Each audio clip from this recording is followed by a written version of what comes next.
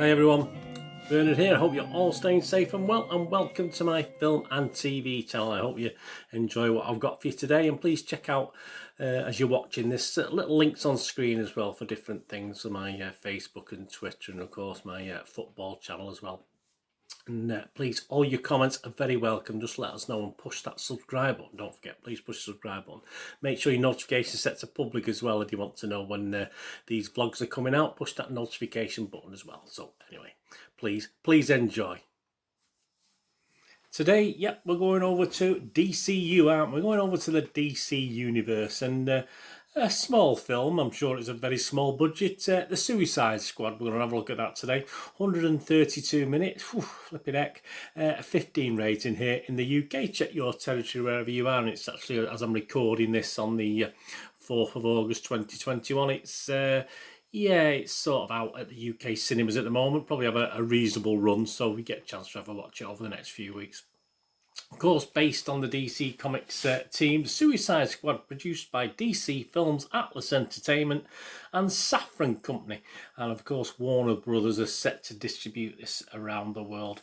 And of course, it's a standalone sequel to Suicide Squad from 2016. I quite like that. And the 10th film of the DC Extended Universe. Here we go. It's scheduled to release in the United States on the 5th of August, so the day after I'm recording this, even though, as I said, it is out in the UK. And it is going to stream on HBO Max for a month, starting the following day, so from the August the 6th. So if you're lucky enough to subscribe to that, you'll get a chance to watch it on there. And a spin-off TV series starring Senna is set to debut on HBO Max in January 2022. But hey, you never know, things might change before then. Written and directed by James Gunn, of course, and stars an ensemble cast, a multitude, I mean a throng. Margot Robbie amongst these, Margot Robbie, Idris Elba, John Cena, Joel Kinnaman, Sylvester Stallone, Viola Davis, Jay Courtney and Peter Capaldi. Yeah, I didn't recognise half of these people. In the film, yeah, a task force of convicts are sent to destroy a Nazi-era laboratory and encounter the giant alien Starro. Yeah, I mean, that's quite a short synopsis. You could probably go into greater detail, but that just about sums up the storyline, to be honest with you, for me, but more on that later on. Is it any good? Well, let's have a look at what the critics and the public are saying. All scores I'm going to read out to you now are as at the 4th of August 2021 at 8 AM UK time. Yes, Rotten Tomatoes. Well, 102 reviews, 96% of which have given it a positive vibe, so that's fine. An average rating of a nice, healthy 7.9 out of 10, just under 8 out of 10, with 100 fresh reviews and just 4 rotten. Wendy Hyde, she's fresh, she's from The Observer in the UK. The Key, a director with a taste for anarchy who crawled out of the same toxic sewer sludge as most of the characters. Well said, Wendy. Ollie Richards is fresh as well from the Empire magazine. When Gunn took on Guardians of the Galaxy, he turns nonsense into gold for Marvel. By giving the Suicide Squad the same sense of mischief and an equally surreal streak, he's done the same for DC. But there was a couple of rottens, was there? But I will give us one rotten from the Irish independent, Paul Whittington. He said, though not to be confused with the 2016 action caper Suicide Squad, James Gunn's noisy sequel aims for a similar style and tone. Trashy and unpleasant in this, and this alone it succeeds. So yeah, it's not overly rotten, is it? But yeah, it is a rotten review. The site's consensus: they put all the heads together, throw them up in the air. This is what you get. Enlivened by writer-director James Gunn's single skewed vision, the Suicide Squad marks a funny, fast-paced rebound that plays to the source material's violent, anarchic strengths. Of course, it does. Metacritic, the other little critic site we look at, a weighted average of 77 out of 100, so very similar. That's based on 30 critics. 27 positive, 3 mixed and 0 negative, so that's not too bad, is it? It scores anywhere between 58, which is the lowest out of 100, and 89 out of 100. We'll start with that 58 out of 100. That's from one of the people we mention a lot on here. Leah Greenblatt gave it 58 out of 100. She's from Entertainment Weekly. The script accordingly herks and jerks along with a sort of forced festive glee. Its mounting body count buffeted by a goofball banter and pounding soundtrack cues. A good half of the jokes don't land, but unlike its predecessor's joyless slog, Gunn's version at least celebrates their nonsense. joyless slog. I quite liked its predecessor. Screen Rant's Molly Freeman, she was a bit more favourable, 80 out of 100. She said, it's the kind of filmmaking that rewards returning fans while being accessible to new or casual viewers. Yeah, I appreciate that. As a result, the Suicide Squad is a delicious, deviant and delightful, there we go, alliteration for you, watch for everyone. Internet Movie Database, Joe Public, you and me, the normal guy on the street who's watching this, 8,188 scores and reviews as I'm recording this, and overall, yep, 8 out of 10, so that's not too shabby, is it? Of that 8,188, 7,293, of which I would probably one if I did one, have scored it 6 or more, so that's an 89% positivity, so again, similar up there with Rotten Tomatoes. Right, Bernard's little views, my little views, for what they're worth to you, and my little thoughts. I've been around the block. I'm 62. I'm 62 now. So sort of bear with that. Obviously, if you're a lot younger than me, you may have slightly different views, but I'll try and cover that in what I'm going to say now. You can feel Guardians of the Galaxy all over this, to be honest with you. I think this is a little bit dark, a little bit more gruesome in parts, perhaps not as funny. Not the humour doesn't quite hit home as well.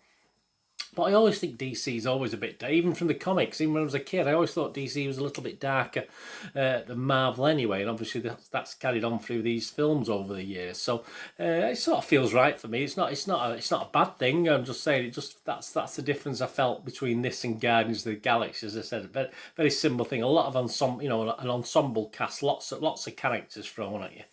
It's loud, yep. It's glitzy, it's violent, it's brash, and it's definitely got a big, massive comic book feel to it as well, or a comic book come to life, which is, hey, isn't that the aim at the end of the day?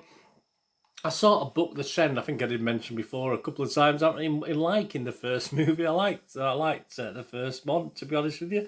If you give me a choice now and said to me, right, you can either watch this again, which I'm not averse to, or watch the original Suicide Squad, I would probably say, yeah, all right, I'll give this another watch, because I'll give it another chance and watch it, see if I get more out of it a second time round, because it's one of those films where you probably can.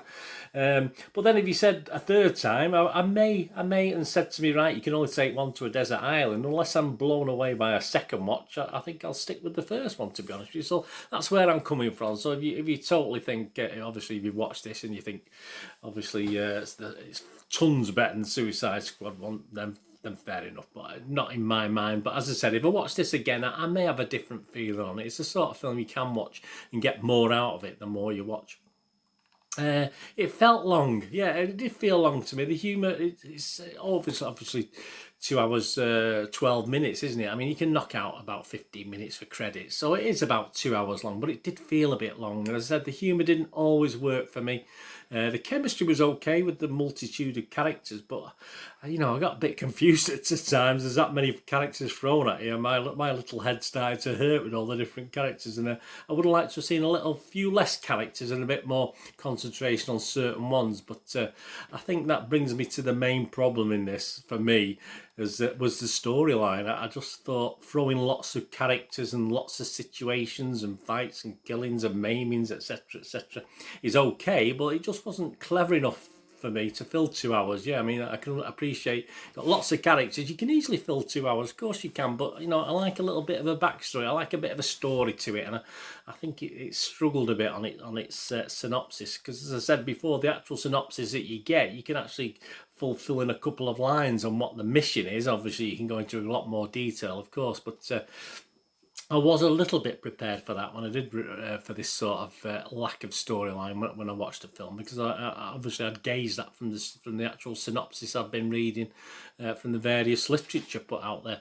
That stated, it is a comic book. It's a watch, and on the biggest screen you can watch it on. Please get and watch it on the biggest. If you're at home and you end up watching it, just borrow the biggest or buy the biggest screen you can. If you're at the cinema, go and watch it on the biggest screen there is there to watch it on, because it has that sort of immense comic feel to it on screen.